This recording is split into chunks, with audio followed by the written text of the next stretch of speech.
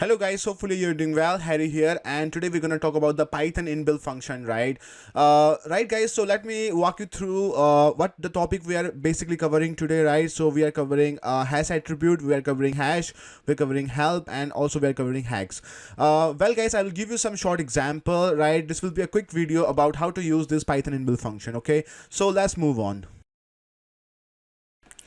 Right guys, so basically we're gonna cover the first topic is our hash attribute, right? So this function is used to check if an object has a particular attribute or method, right? So it has two argument, the object to be checked and then the name of the attribute, right? So let me show you on the coding base. Let me show you the example, right? So what I'm gonna do, basically I'm gonna create a class, right? I will say person. So I will create a class named person, right? I will say def. So I'm gonna use a constructor right over here. Then I will say self. Then I will say name. So this is our argument name, right? I will say self dot name, right? And the name. Okay. So now what I'm gonna do, I'm gonna create an object. I will say person, right? And I will say person, that is basically our class, right? Open and close parentheses. Then I will give a name of the person. I will say Harry, right? That's my name, right? So now if I see, like, let's say person, right? So now you can see over here it says main dot person, right? And those are code over here. Then I will say dot name. So basically it will give my name, that is Harry, right, which has been stored into this object, right? So what I'm gonna do now, so I'm gonna use a hash attribute function over here now, right? So I mean, like a hash attribute Python inbuilt function, right? So basically what it's gonna do is like it's gonna return us a true or false, right? If the object has a specific attribute I'm like it will be true, right? Otherwise it will return false, right? So it is handy, I'm like it's quite handy when you want to dynamically check the existence of attribute, right? So let me give you example, right? Let's say print, right? Let's say has attribute, and I will give a two argument, right? Remember we have to give a two argument. One is the person, right? And one is of course our one is of course we have to check the attribute, right? So basically I'm going to define the name, right? So now it says true, right? So as you can see, has attribute return true. I'm like if the object has a specific attribute, right? If I don't have a specific attribute, if I say like okay, what I'm gonna do is I'm just gonna copy this, right, to save our time, and I will say over here age, right? So now you can see over here it says false, right, because it doesn't exist in our object, sorry, in our class, right? In person, if I say like okay, if I have an age over here, and if I say self dot age equal to age, right? So oops, I also have to define the age now, so that is 25, right? So let's say person name, right? So let me check is working or not. Person dot age, right, is working, right, is true, and another is also true, right? So now you know how to use the hash attribute, right? So guys, let's move on with another one, that is our hash. Well, this function calculates the hash value of an object, right? So the hash value is an integer that represents the object and is used in various data structure like a dictionary and set. So we are not talking about the crypto hash rate at the moment, we're just talking about the hash, right? So basically how we can use this is like we can say print, right, and we'll say hash, right, and we'll take some random number, let's say 20, right? So now you can see over here it says 20 over here as an output, right? But if I say something like a print, right, and I say hash, right, and I give something like Harry, right? So now you can see over here that has a different value over here, right? So each object in Python has a unique hash value, right? So however not all object can be hashable. So immutable object like integer and string are hashable, while mutable object like dictionary, I'm like list are not hashable, right? So let me show you. If I make a like let's say num, right, and I say list, right, and I say x for x in range, right? So basically I'm gonna put some counting number over here. I can say like 1 to 21, so it will give me 21 counting numbers, right? So let's say num list. Now you can see over here those are the list of the number till 20, right? So if I say hash, right, and I say num list, right, now you can see over here unhashable type list, right? So these are the example that a mutable object like list and dictionary are not hashable, right? So guys, let's move on with the help now. So next up we have a help function. This function is a built-in Python utility that provide interactive help and document for modules, function, classes, and more. Let me show you with a working example, and this can be a lifesaver if you know how to use this one, right? So basically you can type a help over there, and you can just specify something like a list, right? So now you can see over here, you can see the all the details over here, right? So those are all the details of the list, right?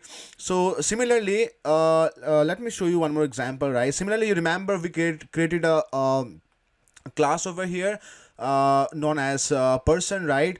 So what we can do, we can just put a help over here, right? And we can say not class, sorry. Let's say person, right? So now you can see over here how it's defined is like a class person, right? Built-in object, and say person name and age, right? So method defined here. Now you can see the method over here, initializing self, right? So now you can see over here self name and age, right? So that's how is basically define everything. So guys, let me give you some example. So what we can do over here, I can say like a help, right? I will say lan. Now you can see over here what it says like lan object return the number of the item in a container, right? So that's how we basically use, right? So another one is like, let's say help, let's say print, right? The easiest one that it will say over here is like print the value to a stream or to system, right? And there's a lot of thing, right? So basically it's telling us like how the print function work over here, right? So the another thing we can do is like, let's say let's make an easy one, right? Let's say import math, right? And I will say help math, right? So now you can see we have imported a library. Now you can see all the documentation of the library, how to use this and what kind of function is available inside the library, right? So guys, this is really handy and this is really helpful. So basically if you having a difficulty with any library, if I say import, right, and I say numpy, right? So we have imported a numpy, right? So and I say like okay, help, right, numpy. Now you can see over here it will take a bit time. Oh yeah, there we go guys. So basically it's saying the name, right, the descriptions, right, and also like it's quite heavy, you know, like it's quite heavy because the numpy is very heavy. So basically I'm just gonna take this away, right? So because that's quite heavy. If I say import analyst, right, that is the library I have launched, the machine learning library.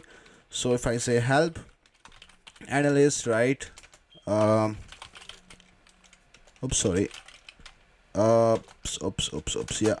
Now you can see over here, this is what I have wrote into documentation, right? It says like name analyst, what kind of package content does this have, right? Linear regression model, SMA, standard scale. So these are the all packages I have made by myself. So basically it's have all the algorithm. You can see over here how I made the algorithm and how these things work, right?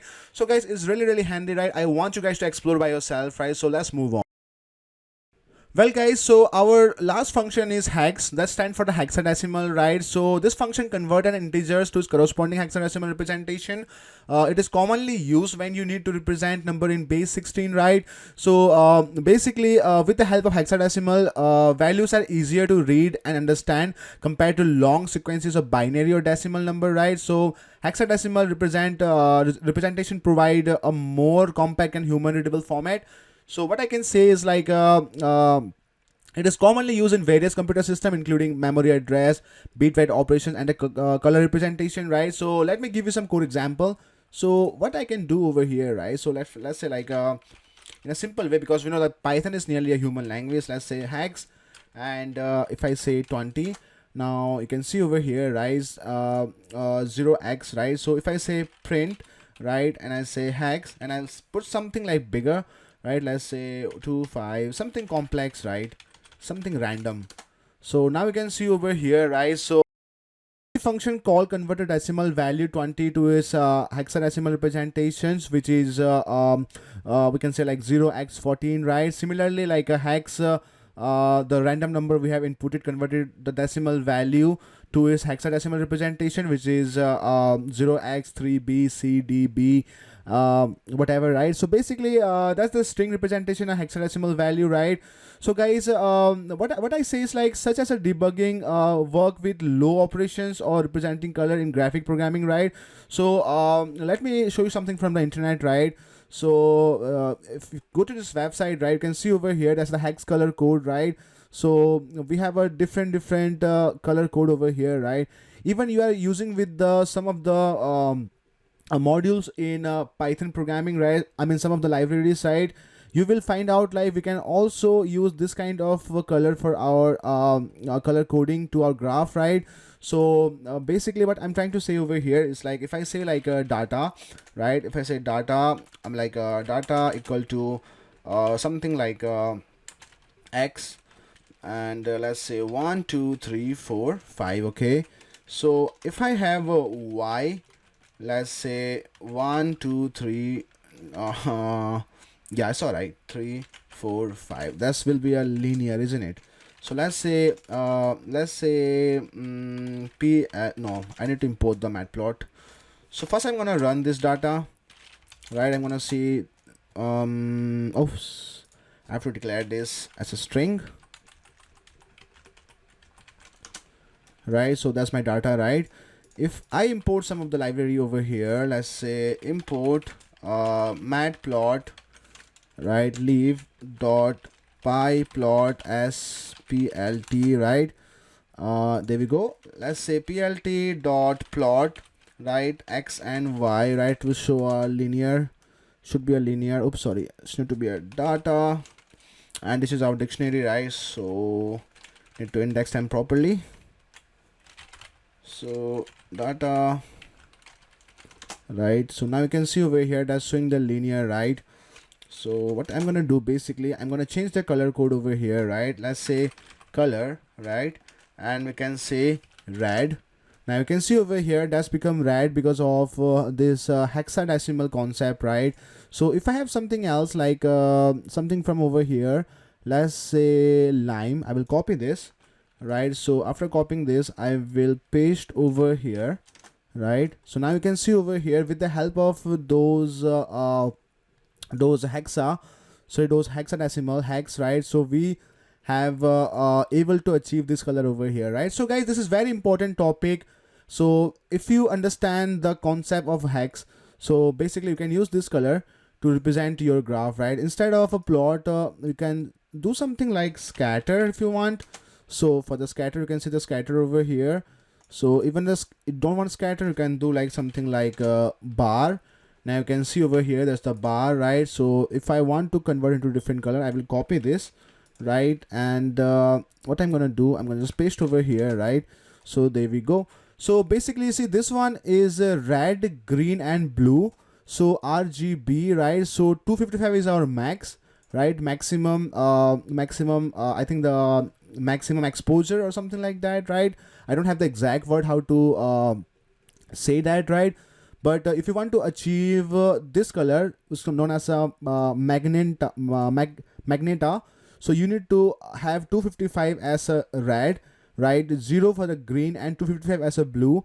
And for that, the hexadecimal code is this, right? So guys, this is how you use this 4 Python inbuilt function, right? Hopefully you guys enjoyed watching this video. And thank you for your support, guys. And please don't forget to like and subscribe my channel, right? And I will see you next video, guys. Cheers.